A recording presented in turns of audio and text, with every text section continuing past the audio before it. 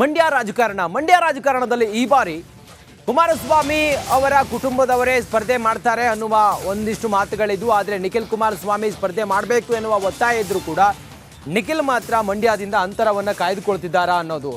ಮಂಡ್ಯ ಸ್ಪರ್ಧೆ ಬಗ್ಗೆ ನಿಖಿಲ್ ಕುಮಾರಸ್ವಾಮಿ ಹೇಳಿಕೆಯನ್ನು ಕೊಟ್ಟಿದ್ದಾರೆ. ಏನಂತ ಹೇಳಿದ್ದಾರೆ? ಮಂಡ್ಯ ಸ್ಪರ್ಧೆಗೆ ಕಾರ್ಯಕರ್ತರ ಒತ್ತಡ ಇದೆ. ಎಕ್ಸಾಕ್ಟ್ಲಿ ಕಾರ್ಯಕರ್ತರು ನೀವೇ ನಿಲ್ಲಿ ಅಂತ ಹೇಳ್ತಾ ಇದ್ದಾರೆ. ಆದರೆ ನಾನು ಮಂಡ್ಯ ಕ್ಷೇತ್ರದ ಆಕಾಂಕ್ಷಿ ಅಲ್ಲ ಅಂತೇಳಿ ಹೇಳ್ತಾ ಇದ್ದಾರೆ. ಹಾಗೆ ಒತ್ತಡ ಬಂದರೂ ಮಂಡ್ಯದಲ್ಲಿ ನಾನು ಸ್ಪರ್ಧಿಸೋದಿಲ್ಲ, ಯಾರೇ ಒತ್ತಡ ಮಾಡಿದ್ರು ನಾನು ಅಲ್ಲಿ ನಿಲ್ಲೋದಿಲ್ಲ. ಸೋಮಣ್ಣಗೆ ಸಿಗುತ್ತಾ ಲೋಕಸಭಾ ಟಿಕೆಟ್ ಮಂಡ್ಯ ಅನ್ನೋದು ಈಗ ಕುತೂಹಲ. ಮಂಡ್ಯ ಕ್ಷೇತ್ರದಿಂದ ನಿಖಿಲ್ ಕುಮಾರಸ್ವಾಮಿ ದೂರ, ಮಂಡ್ಯದಲ್ಲಿ ನಾನು ಸ್ಪರ್ಧೆ ಮಾಡೋದಿಲ್ಲ, ಕಾರ್ಯಕರ್ತರ ಒತ್ತಡ ಇದೆ, ಆದರೂ ಕೂಡ ನಾನು ಸ್ಪರ್ಧೆ ಮಾಡೋದಿಲ್ಲ. 2019ರಲ್ಲಿ ನಾನು ಮಂಡ್ಯದಲ್ಲಿ ಸ್ಪರ್ಧೆ ಮಾಡಿ ನಾನು ಸೋತಿದ್ದೆ. ಆವಾಗಿಂದ ನಾನು ಮಂಡ್ಯ ಸ್ಪರ್ಧೆ ಬಗ್ಗೆ ನಾನು ಸ್ವಲ್ಪ ದೂರವೇ ಇದ್ದೆ. ಈಗಲೂ ಕೂಡ ಒತ್ತಡ ಇದೆ ನನಗೆ, ಆದರೆ ನಾನು ಮಂಡ್ಯದಲ್ಲಿ ಸ್ಪರ್ಧೆ ಮಾಡೋದಿಲ್ಲ. ಸೋಮಣ್ಣನವರಿಗೆ ಬಹುಶಃ ಟಿಕೆಟ್ ಸಿಗಬಹುದಾ? ಇದೆಲ್ಲವೂ ಕೂಡ ರಾಜಕೀಯ ಲೆಕ್ಕಾಚಾರ. ಒಂದೊಂದು ಭಾಳ ಕ್ಲಿಯರ್ ಆಗಿದೆ. ನಿಖಿಲ್ ಕುಮಾರಸ್ವಾಮಿ ಅಥವಾ ದೇವೇಗೌಡರ ಕುಟುಂಬದವರೇ ಮಂಡ್ಯದಲ್ಲಿ ಸ್ಪರ್ಧೆ ಮಾಡ್ತಾರೆ ಅನ್ನೋದು ಖಂಡಿತವಾಗ್ಲೂ ಕೂಡ ಮಂಡ್ಯ ಒಕ್ಕಲಿಗರ ಭದ್ರ ಕೋಟೆ. ಹಾಗಾಗಿ ಮಂಡ್ಯದಲ್ಲಿ ದೇವೇಗೌಡರ ಕುಟುಂಬದವರಿಗೆ ಟಿಕೆಟ್ ಸಿಕ್ಕಿದ್ರೆ ಅಲ್ಲಿ ಅನಾಯಾಸವಾಗಿ ಗೆದ್ದು ಬರ್ತಾರೆ ಅನ್ನೋದು ಲೆಕ್ಕಾಚಾರ. ಹಾಗಾಗಿ ನಮಗೆ ಟಿಕೆಟ್ ಕೊಡಿ ಅಂಥೇಳಿ ಮಂಡ್ಯದಲ್ಲಿ ಬೇಡಿಕೆಯನ್ನು ಕೂಡ ಇಟ್ಟಿದ್ದಾರೆ.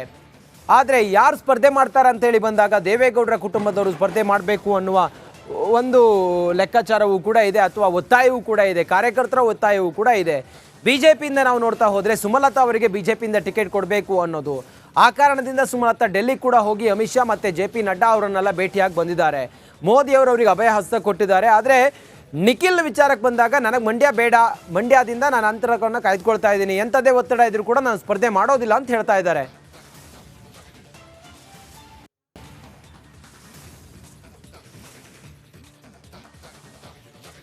ಅಣ್ಣ, ಇದ್ರ ಬಗ್ಗೆ ನಾನು ಇವತ್ತು ಸ್ಪಷ್ಟೀಕರಣ ಕೊಡಲಿಕ್ಕೆ ಇಷ್ಟಪಡ್ತೀನಿ, ದಯಮಾಡಿ. ಏಕೆಂದರೆ ಕಳೆದ 3 ದಿನಗಳಿಂದನೂ 4 ದಿನಗಳಿಂದನೂ ನಾನು ಗಮನಿಸ್ತಾ ಇದ್ದೀನಿ ಮಾಧ್ಯಮದಲ್ಲಿ.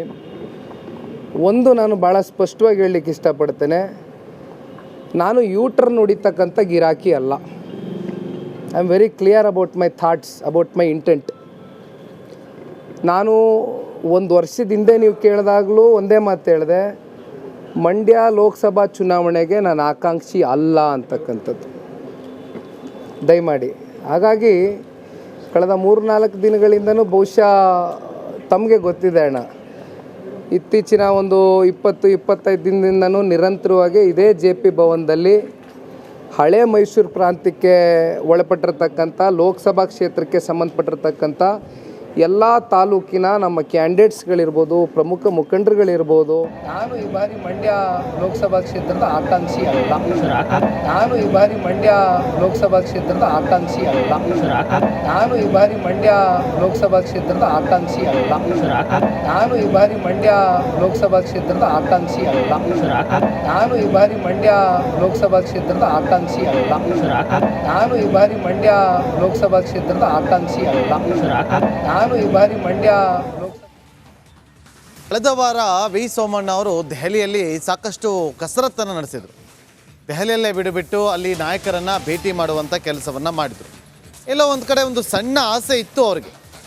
ಆ ಆಸೆಗೆ ಈಗ ತಣ್ಣೀರು ಎರಚಿದಂತೆ ಕಂಡು ಬರ್ತಾ ಇದೆ. ರಾಜ್ಯಸಭಾ ಸ್ಥಾನಕ್ಕೆ BJP ಅಭ್ಯರ್ಥಿಗಳ ಪಟ್ಟಿ ಪ್ರಕಟ ಆಗಿದ್ದ ಬಳಿಕ ಅವರ ಆಸೆಗೆ ತಣ್ಣೀರು ಎರಚಿದಂತಾಗಿದೆ. ಕರ್ನಾಟಕದಿಂದ ನಾರಾಯಣ್ ಭಾಂಡಾ ಅವರ ಹೆಸರು ಪ್ರಸ್ತಾಪ ಆಗಿರುವಂಥದ್ದು. ಬಾಗಲಕೋಟೆ ಮೂಲದ ನಾರಾಯಣ್ ಭಾಂಡಾ ಅವರಿಗೆ ವಿಧಾನ ಪರಿಷತ್ ಮಾಜಿ ಸದಸ್ಯರಾಗಿಯೂ ಕೂಡ ಅವರು ಸೇವೆಯನ್ನು ಸಲ್ಲಿಸಿದ್ದಾರೆ. ಆದರೆ ವಿ ಸೋಮಣ್ಣ ಅವರು ರಾಜ್ಯಸಭಾ ಸ್ಥಾನಕ್ಕಾಗಿ ತೀವ್ರ ಲಾಬಿಯನ್ನ ಮಾಡಿದ್ರು. ಅಮಿತ್ ಶಾ ಅವರನ್ನು ಹಾಗೂ JP ನಡ್ಡಾ ಅವರನ್ನು ಭೇಟಿ ಮಾಡಿ ಬಂದಿದ್ರು. ಆದರೆ ರಾಜ್ಯಸಭಾ ಸ್ಥಾನಕ್ಕೆ ಅವರ ಹೆಸರು ಪ್ರಸ್ತಾಪ ಆಗಿಲ್ಲ. ಲೋಕಸಭಾ ಟಿಕೆಟ್ ಸಿಗುತ್ತಾ ಅನ್ನೋ ಪ್ರಶ್ನೆ ಕೂಡ ಇದೆ. ಇದರ ಜೊತೆಯಲ್ಲಿ ನೋಡಿ, 2ನೇ ಅಭ್ಯರ್ಥಿಯನ್ನು ಕಣಕ್ಕಿಳಿಸ್ತಾರೆ ಅನ್ನುವ ಕುತೂಹಲ ಇತ್ತು. ಆದರೆ ಆ ರಿಸ್ಕನ್ನು ತೆಗೆದುಕೊಂಡಿಲ್ಲ ಹೈಕಮಾಂಡ್. ರಾಜೀವ್ ಚಂದ್ರಶೇಖರ್ ಅವರಿಗೆ ಮಣೆ ಹಾಕದಂಥ BJP ಹೈಕಮಾಂಡ್ ಅಚ್ಚರಿ ಅಭ್ಯರ್ಥಿಯನ್ನು ರಾಜ್ಯಸಭೆಗೆ ಕಳಿಸೋದಕ್ಕೆ BJP ವರಿಷ್ಠರು ನಿರ್ಧಾರವನ್ನು ಮಾಡಿಕೊಂಡಿದ್ದಾರೆ. ಇಲ್ಲಿ ವಿ ಸೋಮಣ್ಣ ಪರವಾಗಿ ಆಗಲಿ ಅಥವಾ ಶೆಟ್ಟರ್ ಅವರ ಪರವಾಗಿ ಆಗಲಿ ಯಾರು ಕೂಡ ವರಿಷ್ಠರು ನಿಂತಿಲ್ಲ. ಬೇರೆ ಪ್ಲಾನ್ ಇರ್ಬೋದೇನೋ. ಆದರೆ ಎಲ್ಲೋ ಒಂದು ಕಡೆ ಚರ್ಚೆಗಳಾಗಿತ್ತು ರಾಜಕೀಯ ಪಡಸಾಲೆಯಲ್ಲಿ, ರಾಜ್ಯಸಭಾ ಸದಸ್ಯರಾಗಬಹುದು ಇವರು. ಯಾಕಂದರೆ ಲೋಕಸಭಾ ಚುನಾವಣೆಗೆ ಇನ್ನೇನು ಕೆಲವೇ ತಿಂಗಳು, ಅಂದರೆ 2 ತಿಂಗಳು ಮಾತ್ರ ಬಾಕಿ ಇರುವಂಥದ್ದು. ಮತ್ತಷ್ಟು ಮಾಹಿತಿಯನ್ನು ಕೊಡೋದಕ್ಕೆ ನಮ್ಮ ಪೊಲಿಟಿಕಲ್ ಬ್ಯೂರೋ ಹೆಡ್ ಆಗಿರುವಂಥ ವಿಜಯ್ ಲೈವ್ನಲ್ಲಿ ಜಾಯ್ನ್ ಆಗಿದ್ದಾರೆ. ವಿಜಯ್, ಏನು ವರಿಷ್ಠರ ಪ್ಲಾನ್ ಏನು? ಯಾಕೆ ವಿ ಸೋಮಣ್ಣ ಅವರು ಹಾಗೂ ಶೆಟ್ಟರ್ ಇಬ್ಬರ ಪರವಾಗಿ ನಿಂತಿಲ್ಲ? ನೀವು ಕೂಡ ಲಾಸ್ಟ್ ವೀಕ್ ದೆಹಲಿಯಲ್ಲಿದ್ರಿ, ವಿ ಸೋಮಣ್ಣ ಅವರನ್ನು ಮಾತಾಡ್ಸಿದ್ರಿ, ಅವರು ಬಹಳ ಖುಷಿಯಲ್ಲಿದ್ದರು. ವಿಜಯ್,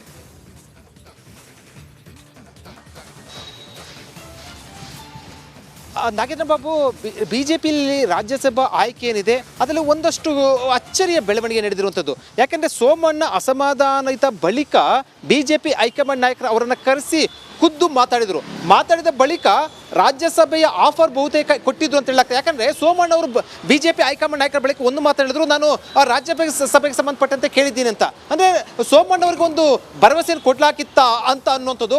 ಮತ್ತು ರಾಜ್ಯ ಬಿಜೆಪಿಯ ಮೂಲಗಳು ಮತ್ತು ರಾಜಕೀಯ ಮೂಲಗಳ ಪ್ರಕಾರ ಸೋಮಣ್ಣಗೆ ಈ ಬಾರಿ ರಾಜ್ಯಸಭೆ ಟಿಕೆಟ್, ಅಂದರೆ ರಾಜ್ಯಸಭೆಗೆ ಅಭ್ಯರ್ಥಿ ಅನ್ನುವಂಥದ್ದು ಕೂಡ ಬಹುತೇಕ ನಿಶ್ಚಯ ಆಗಿತ್ತು ಅಂತ ಹೇಳಲಾಗ್ತಾ ಇದೆ. ಆದರೆ ಕೊನೆ ಕ್ಷಣದಲ್ಲಿ ಏನು ಬದಲಾವಣೆ ಆಯಿತು ಅನ್ನೋದು, ರಾಜಕೀಯ ರಣತಂತ್ರ ಏನಾಯಿತು ಅನ್ನುವಂಥದ್ದು ಗೊತ್ತಿಲ್ಲ. ಆದರೆ ಸೋಮಣ್ಣ ಅವರ ಹೆಸರನ್ನ ಕೈ ಬಿಟ್ಟಿರುವಂಥದ್ದು, ಹೊಸ ಅಭ್ಯರ್ಥಿ, ಅಚ್ಚರಿ ಅಭ್ಯರ್ಥಿಯನ್ನು ಹಾಕಿರುವಂಥದ್ದು.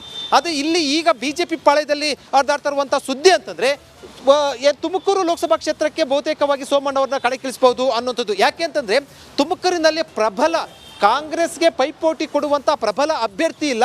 ಈ ಹಿನ್ನೆಲೆಯಲ್ಲಿ ಸೋಮಣ್ಣ ಅವರನ್ನು ಕಣಕ್ಕಿಳಿಸಬಹುದು ಅನ್ನೋ ಲೆಕ್ಕಾಚಾರದಲ್ಲಿ ಸೋಮಣ್ಣ ಅವರಿಗೆ ರಾಜ್ಯಸಭೆ ಕೊಟ್ಟಿಲ್ಲ, ಲೋಕಸಭೆ ಕೊಡಬಹುದು ಅನ್ನುವಂಥದ್ದು. ಅಂದರೆ ಇಲ್ಲಿ ಈಗ ತಕ್ಷಣಕ್ಕೆ ಈ ಕ್ಷಣಕ್ಕೆ ಸೋಮಣ್ಣ ಮತ್ತಷ್ಟು ಅಸಮಾಧಾನ ಆಗಿರುವಂಥದ್ದು. ಯಾಕೆ ಅಂತಂದರೆ ರಾಜ್ಯಸಭೆ ಸಿಕ್ಕಿಲ್ಲ, ಒಂದು. ಎರಡನೇದು ಲೋಕಸಭೆ ಟಿಕೆಟ್ ಸಿಗುತ್ತೋ ಇಲ್ವೋ ಅನ್ನೋಂಥದ್ದು. ಒಂದು ವೇಳೆ ಲೋಕಸಭಾ ಟಿಕೆಟ್ ಸಿಕ್ಕರೆ ಖಂಡಿತವಾಗ್ಲೂ ಕೂಡ ಸೋಮಣ್ಣ ಅವರು ಒಂದು ರೀತಿಯಲ್ಲಿ ಖುಷಿಯಾಗಿರ್ತಾರೆ, ಅಸಮಾಧಾನಗೊಳ್ಳೋದಿಲ್ಲ.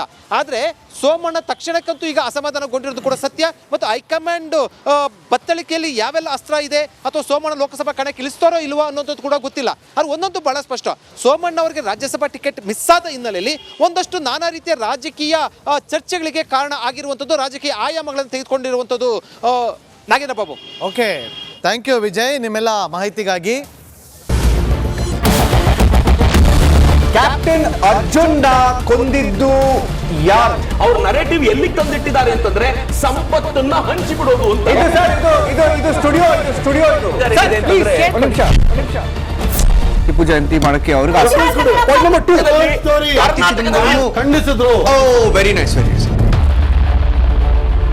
ಯಾರು ತಪ್ಪು ಮಾಡಿರೋದಿಲ್ಲಿ? ಓಲೈಕೆ ಹೇಳಿಕೆ ಇದು ಅಂತ ಹೇಳಿ ಯಾಕೆ ಪರಿಗಣಿಸಬಾರದು?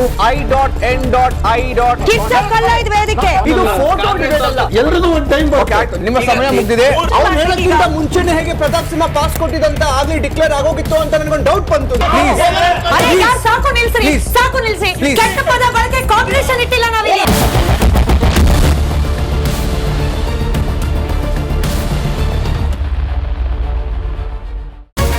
ರಿಪಬ್ಲಿಕ್ ವರ್ಡ್ ಆಪ್ ಇದು ಕೇವಲ ಅಪ್ಲಿಕೇಶನ್ ಅಲ್ಲ, ಸಮಗ್ರ ಸುದ್ದಿಗಳ ಸಂಪರ್ಕ ಮಾರ್ಗಕ್ಕೆ ಕ್ರಾಂತಿಕಾರಿ ಬದಲಾವಣೆ. ರಿಪಬ್ಲಿಕ್ ವರ್ಡ್ ಆಪ್ ಕೇವಲ ಸುದ್ದಿ ಅಪ್ಲಿಕೇಶನ್ ಪರಿಚಯಿಸ್ತಾ ಇಲ್ಲ, ಬದಲಾಗಿ ಡಿಜಿಟಲ್ ಸುದ್ದಿ ಬಳಕೆಯ ಹೊಸ ಯುಗಕ್ಕೆ ನಾಂದಿ ಹಾಡ್ತಾ ಇದೆ. ಇದೊಂದು ಬ್ರೇಕಿಂಗ್ ನ್ಯೂಸ್, ಪ್ರಭಾವಶಾಲಿ ಕಾರ್ಯಕ್ರಮಗಳಿಗೆ ಗಟ್ಟಿಯಾದ ನ್ಯೂಸ್. ಇಲ್ಲಿ ಕೇವಲ ತಾಜಾ ಸುದ್ದಿ, ಅದರ ನೇರ ಪ್ರಸಾರ ಮತ್ತು ಚರ್ಚೆಗಳಿಗೆ ಮಾತ್ರ ಅವಕಾಶ. ರಿಪಬ್ಲಿಕ್ ವರ್ಲ್ಡ್ ಆ್ಯಪ್ ಡೌನ್ಲೋಡ್ ಮಾಡಿಕೊಳ್ಳಿ. ಗೂಗಲ್ ಪ್ಲೇಸ್ಟೋರ್ ಮತ್ತು ಆಪಲ್ ಆ್ಯಪ್ ಸ್ಟೋರ್ನಲ್ಲಿ ಲಭ್ಯವಿದೆ.